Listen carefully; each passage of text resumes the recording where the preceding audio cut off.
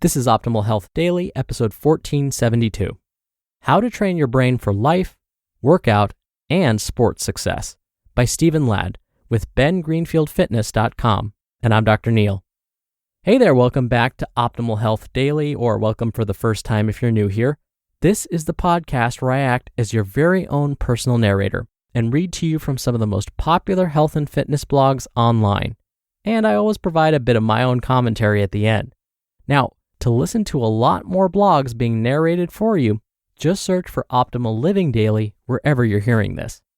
And I'm going to keep this intro nice and short, so let's get right to today's post as we optimize your life.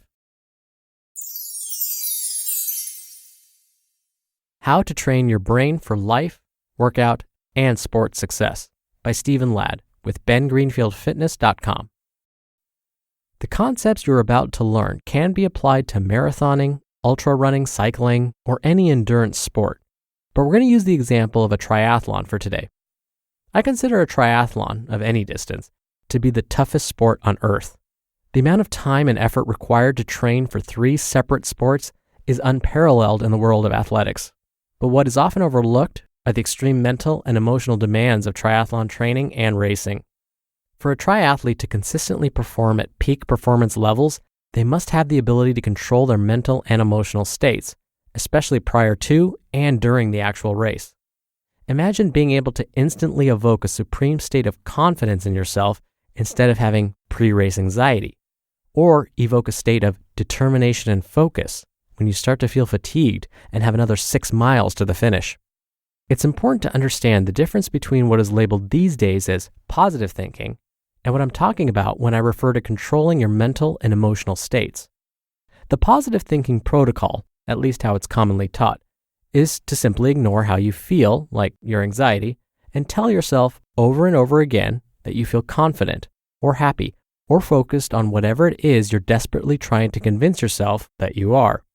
On the other hand, accurately and properly controlling your mental and emotional state is a way for you to literally change your subconscious mind so that you'll actually be confident instead of just telling yourself that you are confident. See the difference?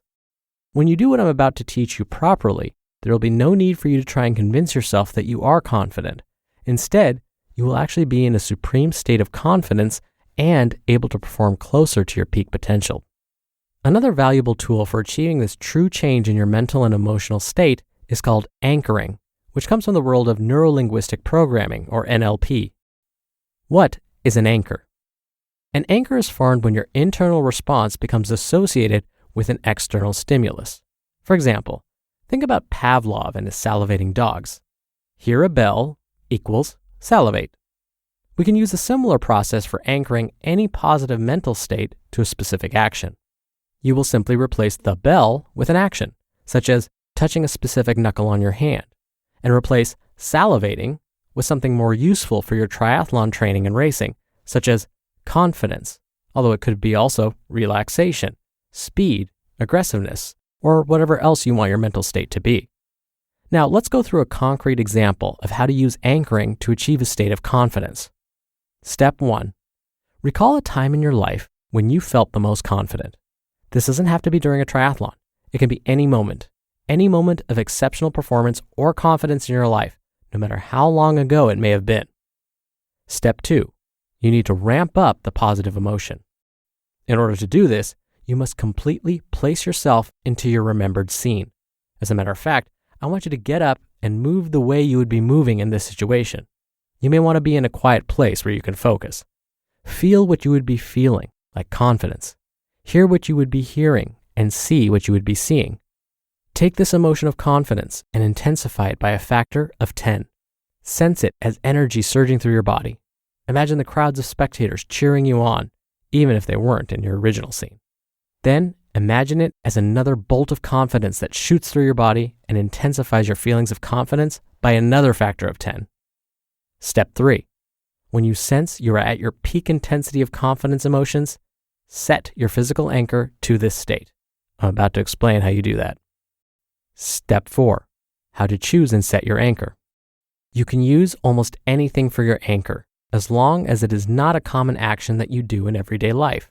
For example, you could set an anchor as tapping your right shoulder with your left hand. Knuckles are my favorite anchors for reasons I will reveal shortly. I suggest using the knuckles of your non-dominant hand. For example, if you are right-handed, take your right index finger and push down on the knuckle of your left index finger. Remember that you're doing this while you are still in your state of peak confidence and visualizing or reenacting that scene. In this case, that movement of right finger to knuckle of left finger would be your anchor for supreme confidence. Step 5. Now, come out of your emotional state. Count backwards from 20 to 0. This will break your emotional state. Once broken, stay away from that state for 1 to 2 minutes. Step 6. Repeat steps 1 to 5 at least 2 times. And if you want to completely perfect the anchor, up to 10 more times. Each time with as much enthusiasm and excitement as the first time. Step 7. Finally, test the strength of your anchor. After that last time, break your emotional state by counting backwards from 20 to 0. Wait just a few moments, then fire off your anchor, in this case, pushing down on the knuckle of your left index finger. You should get the surge of confidence that you have anchored to that action. If you get a strong feeling of confidence, then you have successfully set a solid anchor. If you didn't quite get that same feeling of confidence, then you need to keep working on the intensity of your emotion while setting the anchor, and perhaps just a bit more repetition. This takes practice and is often not perfect the first time you try it. Now, don't be discouraged if it takes you some time to set a really strong anchor. It can take devoted practice, but it's worth it, because once you are in control of your mental states, your triathlon potential will be able to reveal itself, and you'll be able to set as many anchors as you want for as many mental and emotional states as you need to call upon during your event. You just listened to the post titled, How to Train Your Brain for Life, Workout, and Sports Success by Stephen Ladd with BenGreenfieldFitness.com. Now, do you get stressed out when planning a vacation? Like where to go, what to do, or where to stay? I've definitely needed some extra help choosing the perfect spot for my next family getaway, and that's why Apple Vacations is so great. They're known as America's favorite vacation company for good reason. Just think of them as your one-stop shop for that next level summer vacation. Apple Vacations will help you plan your entire getaway with confidence from start to finish. We're talking personalized service, exceptional values, and so much more. Plus, you can choose the most gorgeous destinations like Mexico, the Caribbean, Central America, Hawaii, and the continental US. Each all-inclusive Apple Vacations package includes round-trip airfare, hotel accommodations, meals, drinks, entertainment, and tips. Non-stop transfers are also included at no additional cost at select hotels, so the entire vacation is as seamless as possible. For a limited time, you can use promo code SAND75 and take $75 off your stay at Live Aqua in Cancun or Punta Cana. Just go to applevacations.com/optimal-health-daily to get this steal of a deal to your favorite Live Aqua resort today. Dr. Neil here for my commentary. Now you may be thinking, does this really work? Do I have to go through all of those steps?